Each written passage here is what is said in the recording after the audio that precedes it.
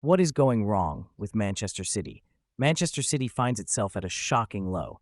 Losses to Bournemouth and Tottenham, an unprecedented run of poor form, and a slew of negative records have left fans and pundits alike asking, what is happening to one of the most dominant teams in football history? Let's delve into the details and uncover the root causes of City's slump. A season to forget.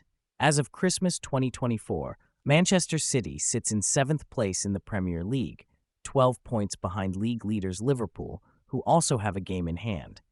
Since the start of November, no team in the Premier League has earned fewer points per game than City.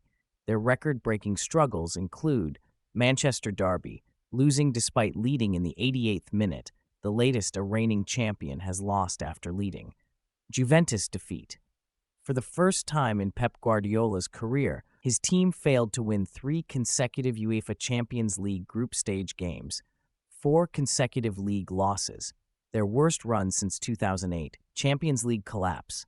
A 3-0 lead against Feyenoord evaporated into a 3-3 draw by the 74th minute, marking a historic collapse. City has won just one of their last 12 matches, making them the worst-performing team in England and among the worst in Europe based on current form. How did the mighty fall so fast? The truth is, the signs were there all along. The Pep Era and the rise of City. Manchester City's modern dominance began in 2008 when the Abu Dhabi United Group acquired the club. Massive investments followed, leading to the club's first Premier League title in 2012. However, the arrival of Pep Guardiola in 2016 transformed City into a juggernaut. Under Guardiola, City shattered records, 100 points. Season, the first Premier League team to achieve this feat, 4 consecutive titles, a historic first in English football. Domestic treble, the first team to complete this feat in England. European treble, achieved in 2023, cementing their place among Europe's elite. City became synonymous with Guardiola's innovative tactics, squad depth, and relentless dominance. But this very dominance may have sown the seeds of their current troubles, signs of decline aging squad. One of Guardiola's strengths has been squad building, but his reliance on a core group of players has backfired. Names like Kevin De Bruyne, Ilkay Gundogan, John Stones, Kyle Walker, and Bernardo Silva were pivotal to City's rise. Nearly a decade later, these players remain central, a testament to their quality, but also a symptom of stagnation. In 2024, City has the 4th oldest squad in the Premier League. Many key players have won it all and appear to lack the motivation and physical edge to push further. The lack of younger replacements in crucial positions has left the team aging, worn out, and less competitive. Questionable transfer strategy. City's transfer dealings in recent years have been inconsistent. Rodri dependence. Despite Rodri's importance, City failed to find a suitable backup. Calvin Phillips, signed for this role, has struggled to deliver. Replacing Aguero, signing Erling Haaland was brilliant, but the decision to sell Julian Alvarez without a replacement increased Haaland's workload. Kyle Walker replacement. Walker's declining performances have not been addressed with a proper successor. Ilkay Gundogan. Exit and return. Letting Gundogan leave in 2023 seemed smart, but City brought him back a year later, signaling a lack of long-term planning. Lack of fresh motivation. After years of dominance, many players have achieved everything there is to win in football. This has led to a decline in hunger and intensity. The team's lackluster performances reflect a squad that appears mentally and physically drained. The road ahead.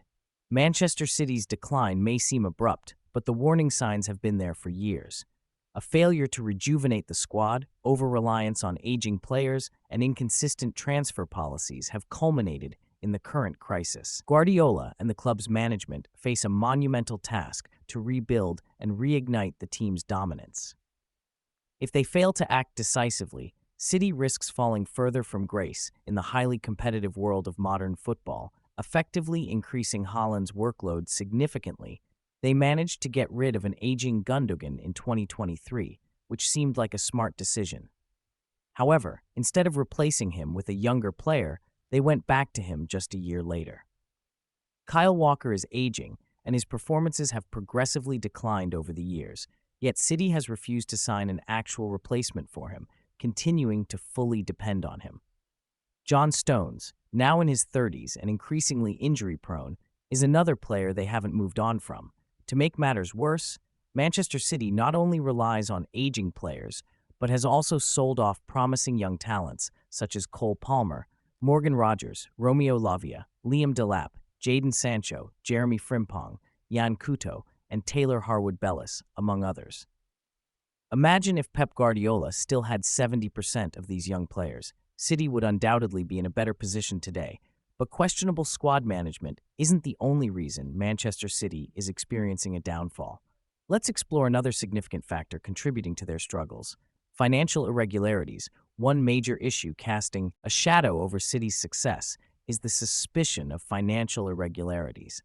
In 2020, UEFA imposed a 2-year ban from European competitions for breaching financial fair play rules.